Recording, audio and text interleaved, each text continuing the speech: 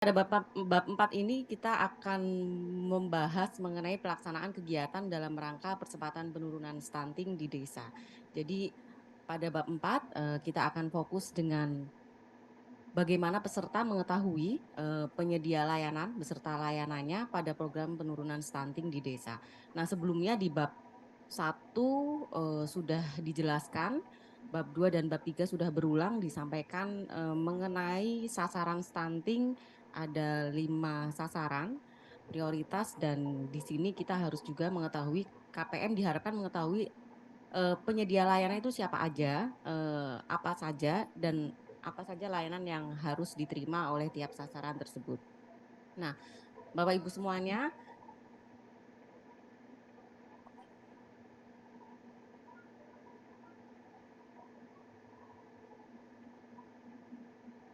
dalam upaya percepatan penurunan stunting, kita sama-sama tahu bahwa para kelompok sasaran perlu mendapatkan akses layanan dari berbagai layanan-layanan yang ada di desa dan juga mungkin di kecamatan. Nah, ada 5 kelompok sasaran. Di sini ibu hamil, nifas, dan balita dijadiin satu. Yang pertama remaja putri. Remaja putri sasaran layanan apa saja yang harus diterima oleh remaja putri? Tentu layanan kesehatan. Yang pertama ada tadi disampaikan tablet tambah darah dan satu lagi adalah pemeriksaan anemia. Nah, kalau untuk calon pengantin ada layanan kesehatan, beberapa pemeriksaan kesehatan yang harus dilakukan oleh calon pengantin dan bimbingan pranikah. Nah, kalau tadi di EHDW, fokus dari calon pengantin yang akan diinput adalah fokus pada calon pengantin perempuan. Nah, untuk ibu hamil dan nifas ini biasanya sepaket ya sama balita, mendapatkan layanan yang pertama kesehatan ibu dan anak, yang kedua ada layanan gizi dan layanan kelas pengasuhan. Nah, kelas pengasuhan nanti akan detail disampaikan di slide selanjutnya. Nah, selanjutnya ada keluarga beresiko stunting perlu mendapatkan beberapa pelayanan seperti sanitasi dan air bersih, administrasi kependudukan, jaminan sosial dan jaminan kesehatan serta ketahanan pangan. Nah,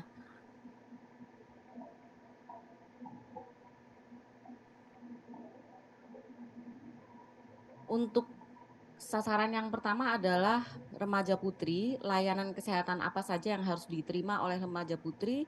Yang tadi disampaikan ada pemeriksaan status anemia dan pemberian tablet tambah darah diberikan oleh mestinya diberikan oleh posyandu remaja, puskesmas, ada pustu maupun sekolah. Nah, namun jika di satu desa posyandu remaja belum ada, dan mungkin untuk kader-kader juga sulit mengakses ke sekolah-sekolah, maka untuk layanan bisa untuk data-data yang tadi mungkin di Mas Janu sudah disampaikan bisa diakses di puskesmas. Nah, di sini yang perlu dititik beratkan adalah desa perlu memastikan adanya posyandu remaja yang memberikan layanan kepada remaja. Tetapi kalau dalam pembentukan posyandu remaja itu perlu ada beberapa mekanisme yang mungkin cukup rumit, harus melatih kader dengan SDM dan yang lain-lain. Jadi perlu untuk layanan-layanan kepada remaja bisa jadi desa bisa berkoordinasi dengan pemerintah OPD terkait, pemerintah desa koordinasi dengan OPD terkait, yaitu di sini bisa puskesmas untuk mendekatkan akses layanan. Misal tadi juga udah ada contoh ya adanya pemeriksaan anemia maupun pemberian tablet tambah darah di Karang Taruna.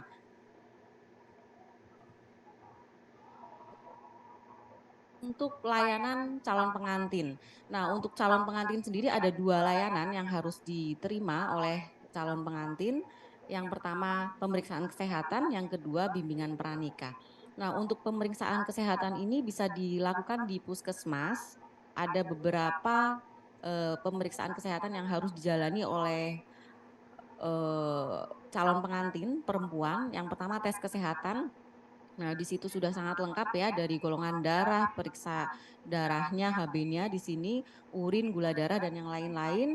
Lalu pemeriksaan gizi. Nah, dalam hal ini juga perlu diberikan TTD, ada vaksin tetanus dan kesehatan reproduksi. Untuk bimbingan pranikah sendiri Bimbingan pranikah, merupakan pembekalan yang diberikan oleh, petugas penyuluh agama yang ada di KUA, eee, mengenai pengetahuan, pemahaman, keterampilan, dan bagaimana penumbuhan kesadaran kepada calon pengantin. Di sini juga, termasuk, sasarannya adalah remaja usia menikah. Nah, peserta peserta bimbingan perkawinan setelah mendapatkan BIMBIN mestinya mendapatkan sertifikat. Jadi diharapkan 3 bulan sebelum pernikahan, sebelum tanggal pernikahan perlu mendaftarkan ke KUA. Nah, ini mestinya sudah berlaku tapi ada hal-hal teknis yang membuat daerah-daerah belum bisa melaksanakan, pencatatan ini. Nah, kaitannya dengan layanan calon pengantin, nah desa perlu juga memastikan berkoordinasi dengan OPD terkait dalam hal ini adalah Puskesmas maupun KUA untuk memastikan calon pengantin itu mendapatkan layanan.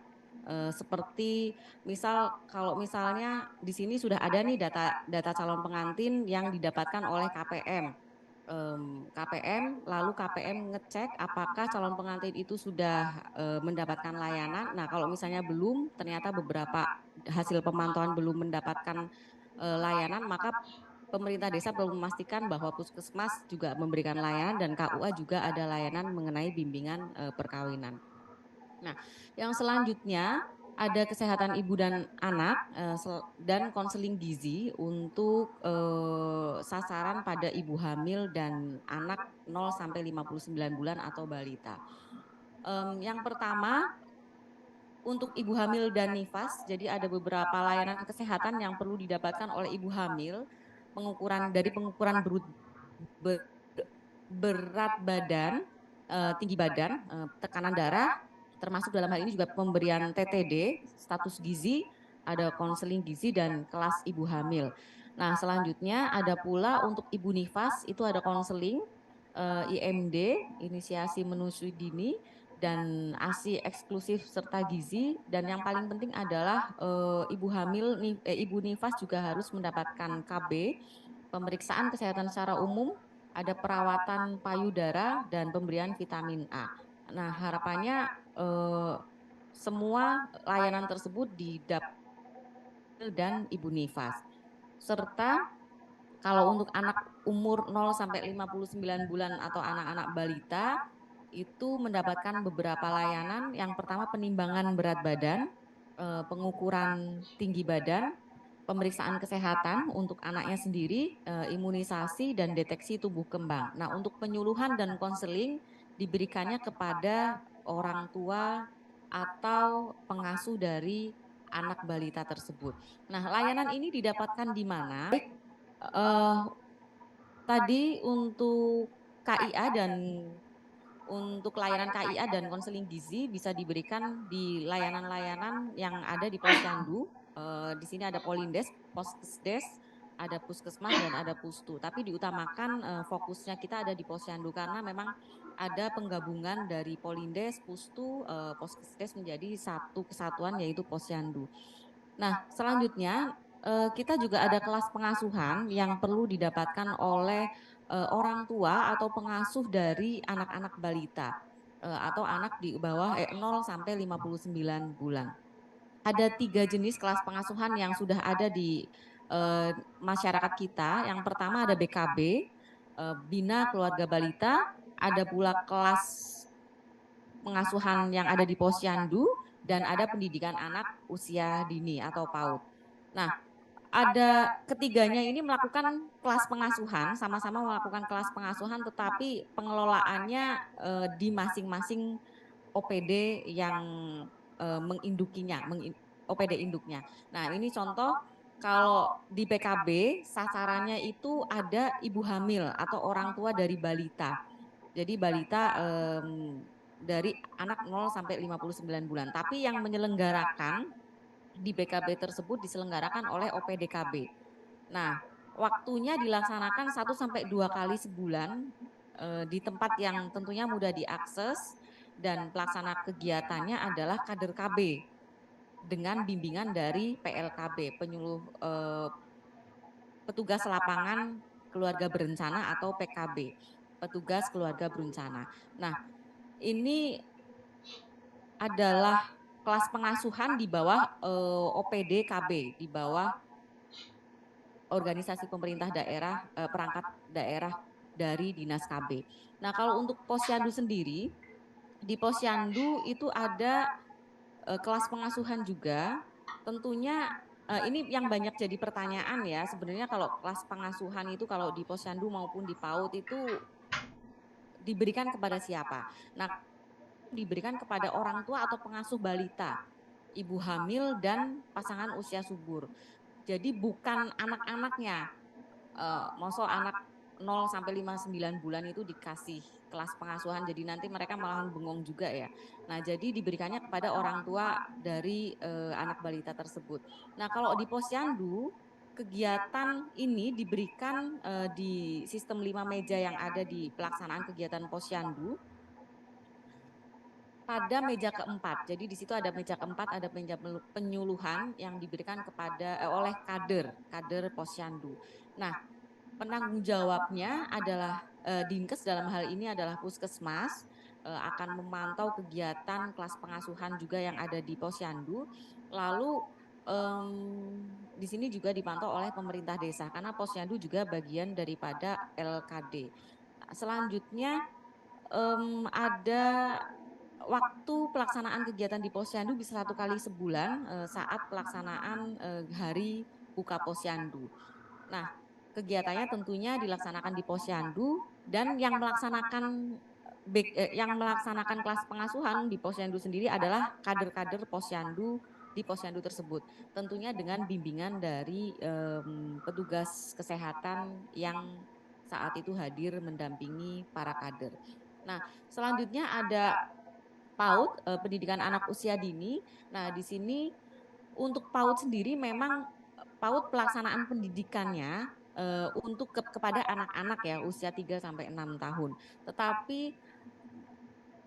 kelas pengasuhannya diberikan oleh pendidik PAUD atau guru-guru PAUD kepada orang tua atau pengasuh dari anak-anak didiknya. Nah,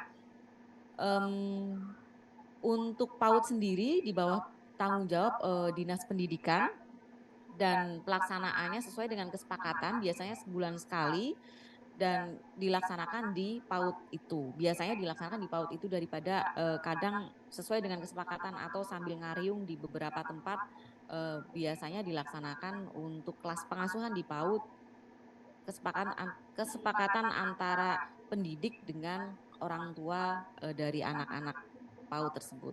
Nah, pelaksananya itu adalah guru PAUD atau pendidik PAUD yang sudah diberikan pelatihan oleh Dinas Pendidikan Kabupaten. Nah, selanjutnya yang perlu didapatkan dari kelompok sasaran tadi keluarga beresiko stunting ada beberapa layanan. Yang pertama layanan air bersih dan sanitasi. Nah, jadi diharapkan keluarga beresiko stunting itu dapat mengakses program air bersih dan stunting melalui beberapa program-program yang masuk sampai desa.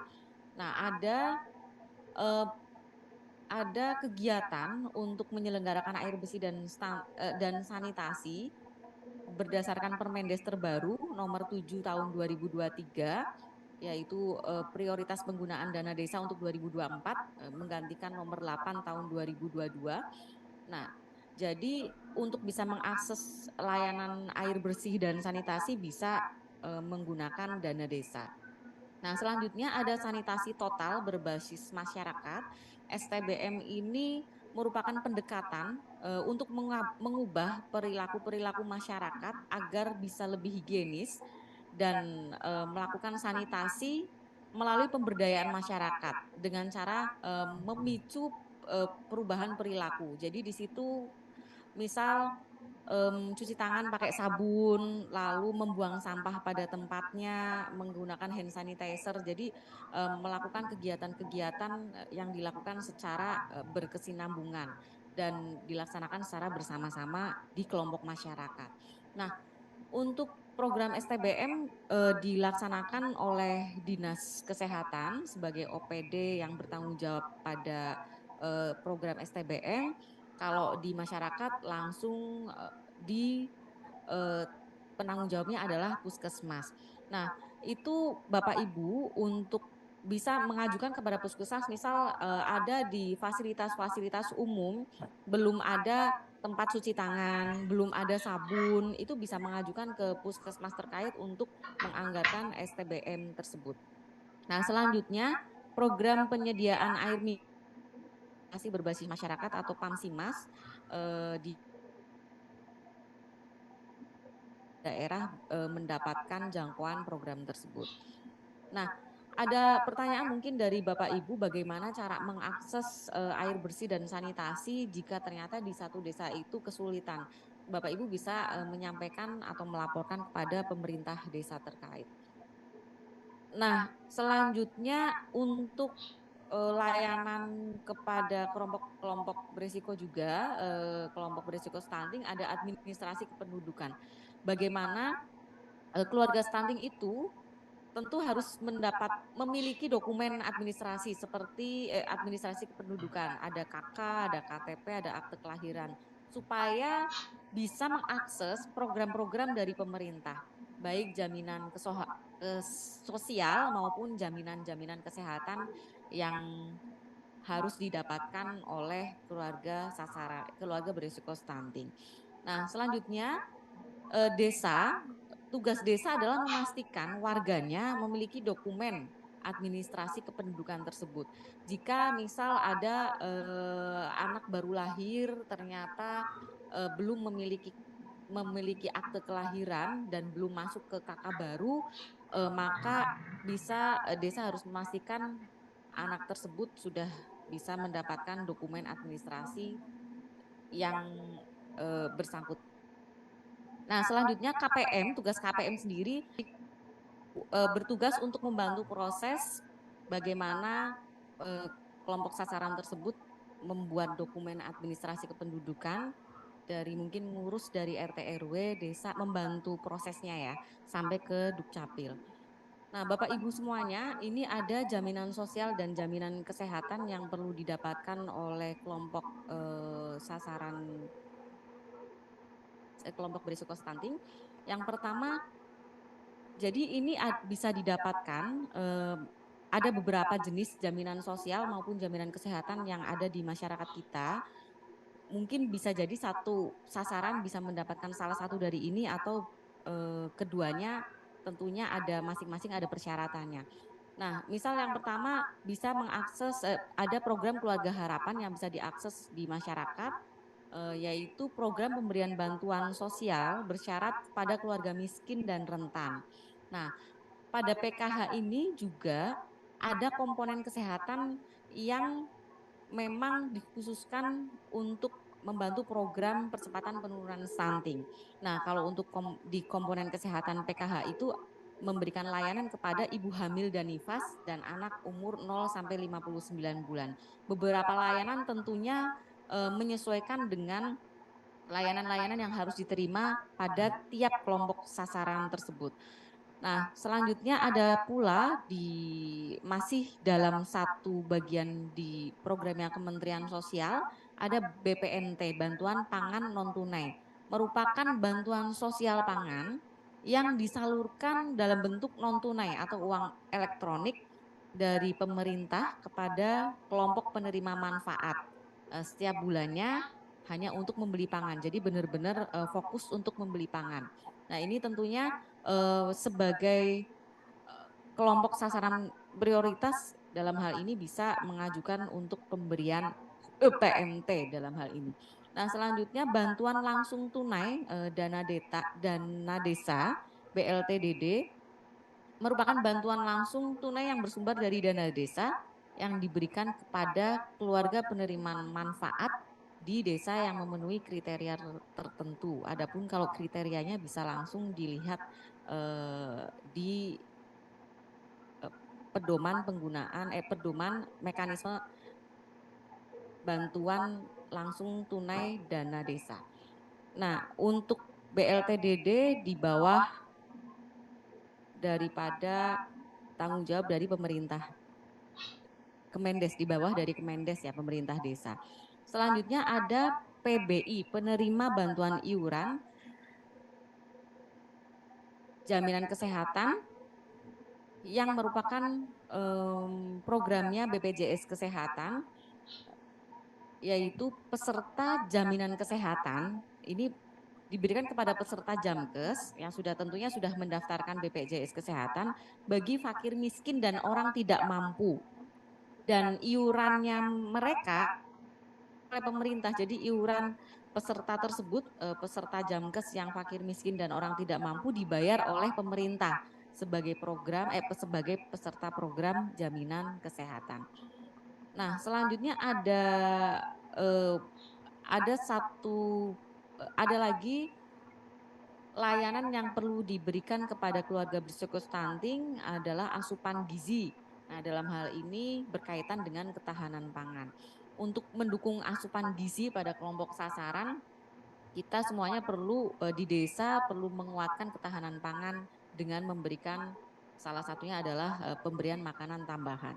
Ketahanan pangan itu sendiri merupakan kondisi terpenuhinya pangan bagi rumah tangga yang tercermin dari tersedianya pangan yang cukup, jum, baik jumlah dan mutunya, aman, merata, dan terjangkau aksesnya.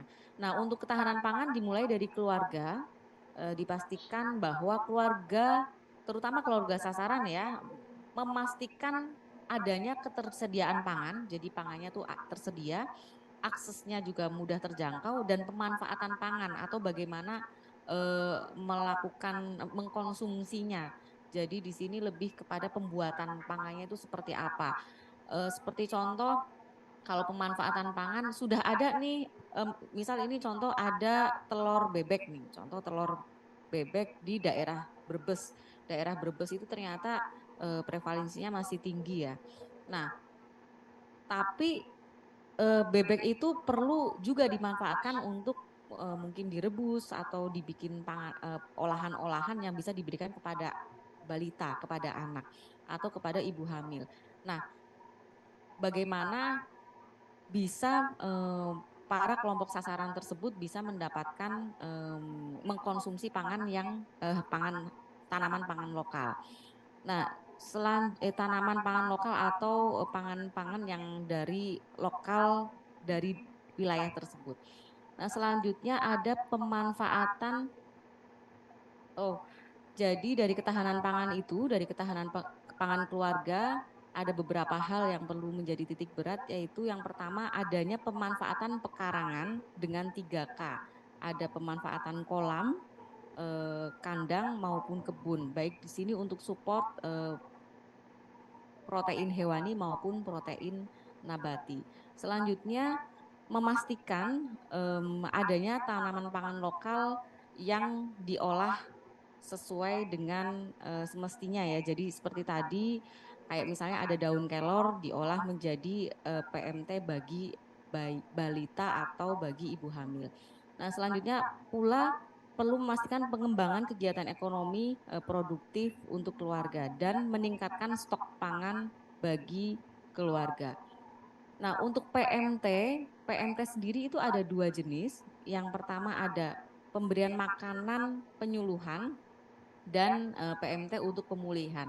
Kalau untuk penyuluhan itu diberikan edukasi di Posyandu, dilakukan sebulan sekali saat hari buka Posyandu, yaitu memberikan edukasi menggunakan makanan-makanan bergizi dari hasil pangan lokal.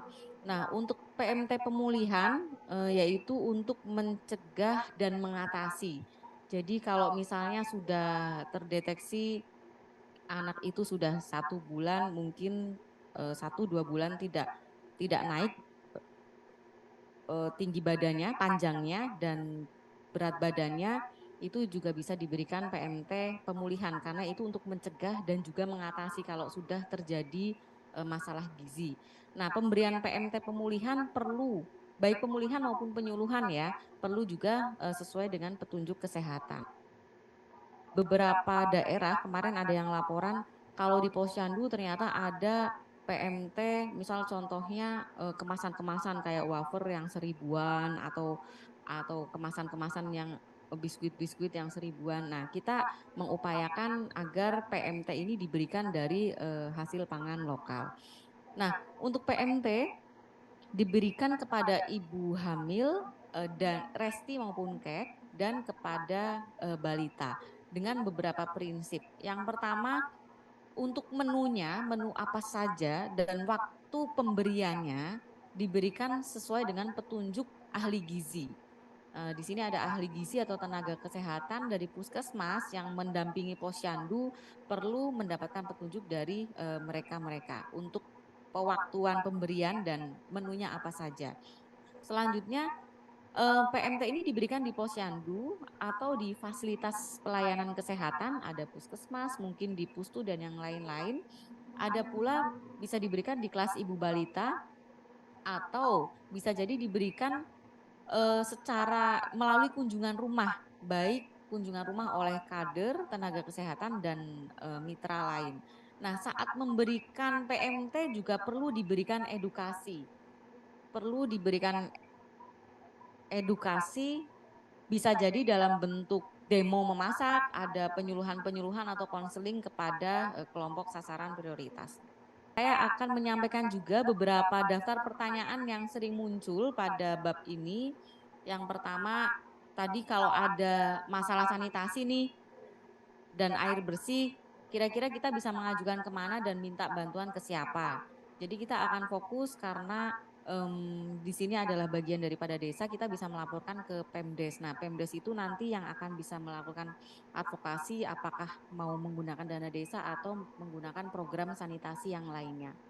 Nah, selanjutnya, jika tidak ada posyandu remaja, layanan remaja putri ini diberikan di masyarakat. Apakah bisa difasilitasi oleh desa? Jawabannya bisa difasilitasi oleh desa, lalu mekanismenya seperti apa? Jadi desa dapat berkoordinasi dengan puskesmas untuk minta TTD. TTD ini sudah disiapkan oleh Dinas Kesehatan, logistik untuk TTD sudah ada di Dinas Kesehatan yang diturunkan di puskesmas, jadi stoknya sudah ada di puskesmas, tinggal penyalurannya biasanya puskesmas kan langsung kerjasama dengan sekolah-sekolah. Nah, diberikan kepada sekolah-sekolah, nanti sekolah-sekolah itu, memberikan TTD kepada, para siswanya ya, baik yang masih SMP maupun SMA. Nah, tapi ternyata kalau misalnya beberapa siswa yang tidak ada di sekolah, mungkin tidak ada di sekolah negeri gitu, makanya sulit mengakses, mungkin di sekolah madrasah kayak gitu. Nah, bisa jadi untuk memberikan layanan kepada remaja putri tersebut, desa memfasilitasi dengan adanya, kegiatan yang dilaksanakan di desa mungkin, dilaksanakan oleh Karang Taruna yang punya, anggota para remaja. Nah, tetapi ini perlu ada koordinasi dari desa kepada puskesmas. Jadi puskesmas bisa sekaligus memberikan TTD dan juga, melaksanakan kegiatan pemeriksaan anemia kepada remaja di desa tersebut. Nah, selanjutnya untuk, pertanyaan kelas pengasuhan di PAUD dan Posyandu itu sebenarnya sasarannya siapa sih yang mendapatkan materi pengasuhan? Karena kemarin sempat mengiranya adalah, eee, layanan yang diberikan di PAUD itu adalah pendidikan kepada anaknya gitu. Padahal adalah kelas pengasuhan yang perlu diberikan kepada orang tua atau pengasuh dari anak-anak balita yang ada di PAUD. Kalau itu di PAUD, kalau di Posyandu berarti orang tua, pengasuh dari anak, lalu ada ibu hamil, ada pasangan usia subur. Nah, selanjutnya bagaimana mekanisme untuk layanan remaja putri? Ada beberapa jawaban. Yang pertama, pemeriksaan untuk layanan remaja putri itu diberikan pemeriksaan anemianya, maksudnya diberikan 1 tahun sekali. Jadi diberikan 1 tahun sekali oleh puskesmas. Jika ada yang terindikasi anemia, maka akan dirujuk ke, puskesmas terdekat atau di tenaga kesehatan yang terdekat. Nah, untuk intervensinya apa saja itu tentu disesuaikan dengan tingkat anemianya.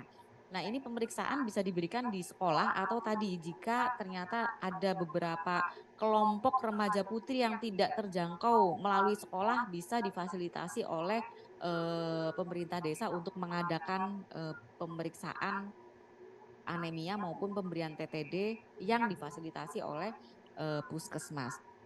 Nah, selanjutnya itu untuk pemeriksaan anemia ya 1 tahun sekali. Nah, untuk minum TTD-nya di sekolah dilakukan secara bersama-sama. Bisa jadi secara bersama-sama supaya memastikan tablet itu terminum, tertelan ya. Karena ada yang sudah dikasih dibawa pulang tapi mungkin itu dibuang karena tadi ada beberapa keluhan bisa mual dan pusing. Nah, murid bisa jadi dibekali TTD untuk diminum di rumah atau bisa diminum bersama-sama tiap minggunya di sekolah. Nah, lalu untuk data layanan rematri bisa didapatkan di puskesmas. Ini mungkin menjawab nanti pertanyaan yang tadi di PB2 juga, karena sekolah-sekolah itu semuanya yang sudah diberikan TTD oleh puskesmas, mereka juga akan melaporkan hasil pemberian TTD kepada puskesmas. Oke, baik Bapak Ibu semuanya.